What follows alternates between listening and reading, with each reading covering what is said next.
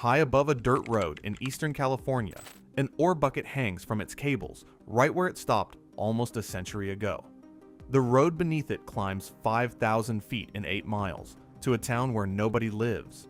And people say the same thing about roads like this. It is not the road that is dangerous, it is the driver.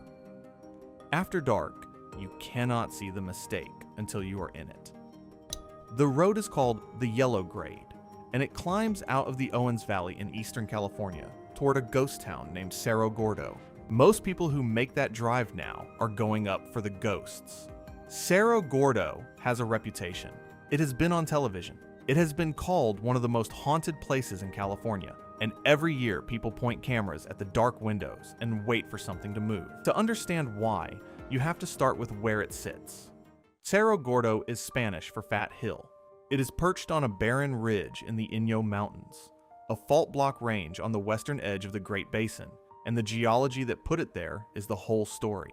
Millions of years of tectonic activity deposited rich veins of silver-bearing galena, lead, and zinc inside the limestone and metamorphic rock of that ridge. That is the wealth. But the same process that concentrated the ore also lifted it to 8,500 feet and left it with no natural water source, no timber worth the name, and temperature swings capable of killing equipment and men with equal efficiency. Now, here is the mechanism, and it is worth sitting with because everything that follows comes out of it. The silver was at the top of the mountain. Everything a human being needs to survive was at the bottom. Every gallon of water, every plank of wood, every sack of flour, and every pound of ore had to move up or down that gap, and there was no easy way to do it. In 1865, a prospector named Pablo Flores found silver in that rock.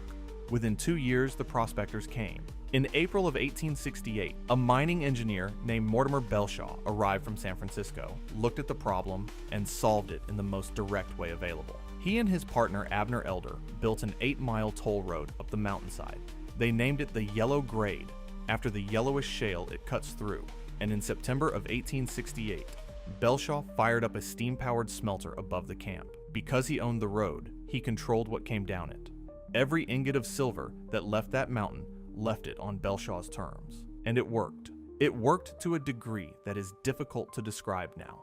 Cerro Gordo became California's preeminent silver and lead producer in the decade after the Civil War. Recorded production ran to roughly 4.4 million ounces of silver and 37,000 tons of lead. The ore they pulled out was galena, which is lead with silver trapped inside it, and the smelters did not separate the two. That was deliberate. A bar of pure silver crossing 200 miles of open country in the 1870s is an invitation, and the West at that moment was not short of men willing to accept one. So Cerro Gordo shipped its wealth in disguise. Heavy intermediate bars of lead with the silver still locked in, roughly 88 pounds each, cast with handles so a man could carry one. Those went by mule train south to a dusty pueblo called Los Angeles, and from there to San Francisco, where refiners finally pulled the silver out and sent it to the mint, which means if you are holding a San Francisco silver dollar struck between the late 1860s and about 1880, there is a real chance the metal in your hand came off this ridge. The bullion filled the coffers of Los Angeles's first banks. At the peak, nearly a third of all business through the Port of Los Angeles was tied to what came off this one mountain. The nickname it earned is not marketing, it is arithmetic. These were the mines that built LA, which brings us to the town those mines produced. Around 500 structures went up on that ridge. Not one of them was a church. Not one of them was a schoolhouse. There were saloons, there were dance halls, and there were brothels. One of them run by a madam named Lola Travis, who expanded her operation into neighboring camps like Lone Pine and Darwin. There was no meaningful law enforcement, because the nearest authority was 5,000 feet below and 8 miles away on a road Belshaw owned. The remoteness that made the ore hard to move also made the town a refuge for exactly the kind of men who wanted to be hard to reach. So return to the sandbags for a moment, because the number behind them is not folklore. Contemporary newspapers and modern historical accounts agree on it. During the boom years, Cerro Gordo averaged roughly 1 murder a week. The catalyst was usually whiskey. The method was usually a gun, and the walls of the miners' quarters were thin wooden planks, which meant a bullet fired in an argument at one end of camp did not necessarily stop at the end of that argument. The sandbags were not superstition, they were ballistics. Think about that. The most dangerous thing about going to bed in this town was going to bed in this town. Bullet holes are still visible in the walls of the surviving saloon structures today. You can put your finger in them, and there were no consequences, because there was no machinery to deliver any. A man named Antonio Mesa killed a man named Miranda in a dance hall, and nothing happened to him at all. That was not an aberration.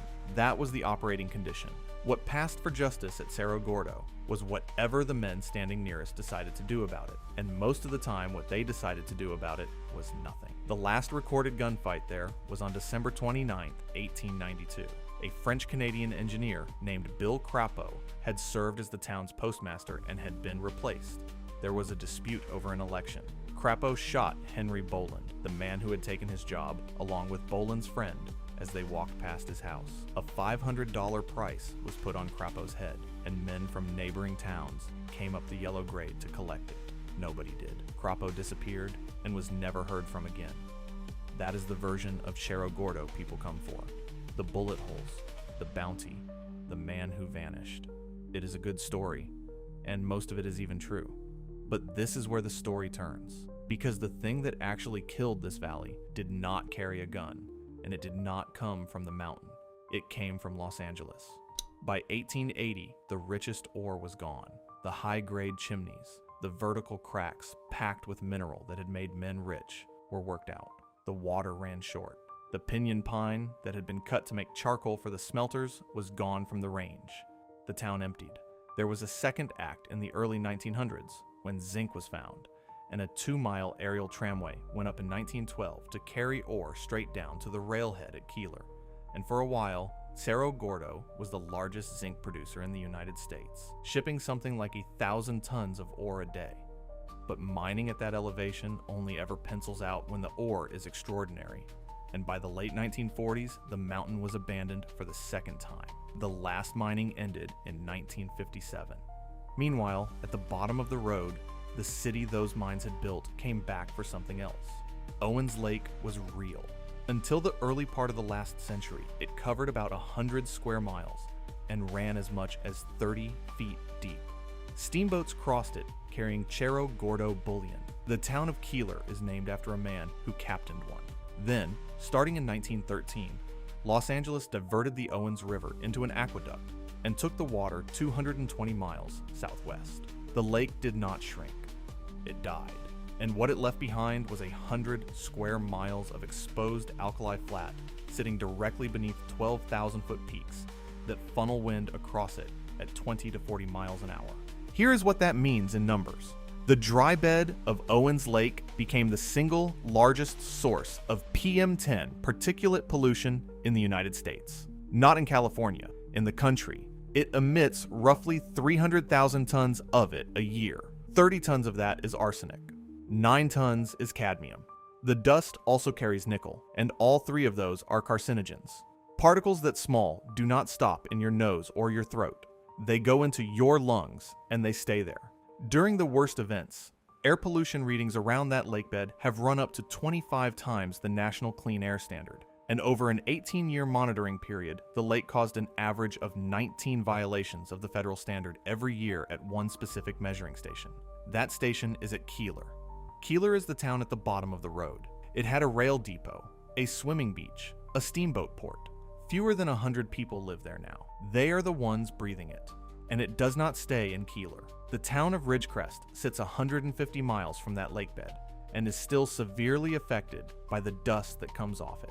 Roughly 40,000 people live inside the area the plumes reach. Los Angeles has since spent something on the order of $415 million trying to hold the lakebed down, flooding parts of it, planting salt-tolerant grasses, laying gravel over the worst of it, and the effort has genuinely worked in places. But the wind is still there, and the peaks that funnel it are still there, and the dunes near Keeler, which were once held in place by vegetation, were sandblasted bare by dust from the lake, and are now a dust source themselves.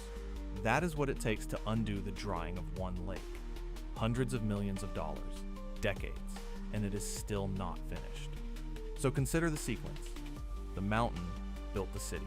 The city grew, got thirsty, and drank the valley the mountain sat in. And the dust from that dry lake is the last thing you drive through on your way up to photograph the ghost town. Cerro Gordo is not the ghost town in this story. It is the thing that made one.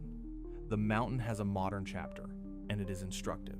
In 2018, an entrepreneur named Brent Underwood bought Cerro Gordo with his partner John Beer and a group of investors for $1.4 million. 22 structures, over 300 acres, and every one of those tunnels. He moved up there full-time in March of 2020 and was immediately snowed in and cut off for 10 weeks. In June of that year, a fire of undetermined origin, possibly an electrical fault, burned the American Hotel to the ground. The hotel had stood since 1871. It took the ice house and the Crapo house with it. Underwood has since spent years rebuilding it by hand, and he has spent years mapping what is underneath. What is underneath is the part nobody photographs. In 1877, Belshaw sank a vertical shaft to 900 feet, with levels driven off it at 86 feet, 200, 400, 550, 700, and 900. Later work went deeper still, to 1100. The total underground workings at Cerro Gordo are estimated at 15 miles of tunnels and drifts. Underwood has rappelled the full 900 feet of that shaft. He recorded part of an audiobook down there. That is a man with rope, lights, a plan, and years of familiarity. Now put a stranger on that ridge at night. Start with the road, because the road is what gets people. The switchbacks are cut so tight that when two vehicles meet, one of them has to find a wide spot and wait. Coming down the yellow grade means 8 miles of continuous braking on steep switchbacks with drop-offs on the outside and no rail between you and them. Brakes fade. That is not a personality flaw. It is thermodynamics, and it happens to careful drivers in good vehicles who did not know to use low gear and let the brakes cool. The surface is loose, rock over hardpack. Storms wash sections of it out completely, sometimes a single mile from the top. In the dark, your headlights find the next switchback, and nothing else. And the edge of that road does not announce itself. Then the altitude. You started near 3,600 feet, and you are now at 8,500. And the temperature at the top does not resemble the temperature at the bottom. And there is no water up there. There never was. It is worth understanding how hard they tried to change that, because it tells you what kind of place this is.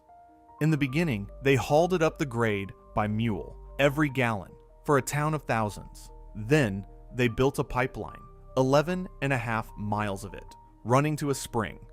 When the water finally came out of a pipe at Cerro Gordo, the town celebrated, and then they used it faster than the spring could give it, and the spring went down, and the water stopped. A mountain that produced 4 million ounces of silver could not be made to produce a drink. That is the entire reason the town died the first time, and the mountain has not changed its mind since. Then, the ground itself. 15 miles of workings run under that ridge, and the hazards in an abandoned mine are not subtle. Rock slides, cave-ins, bad air that will drop you without warning, and unexploded dynamite left behind by men who have been dead for a century. Some of those openings are vertical. A shaft does not care what you believe about the afterlife, and there is no signal. There is no ranger station. There is one person living up there, and he is not obligated to notice that you didn't drive back down. So, the ghosts. Every account of the haunting at Cerro Gordo traces back to something real that happened on that ridge. A murder a week, a cemetery that filled faster than the town grew, roughly 30 Chinese miners who are said to have been buried in a shaft, a hotel that burned. The stories are not made up out of nothing. They are the residue of a place where the actual death rate was, for a period, roughly 1 person every 7 days. But the ghosts have never hurt anybody. They are just the town's memory of what the mountain does.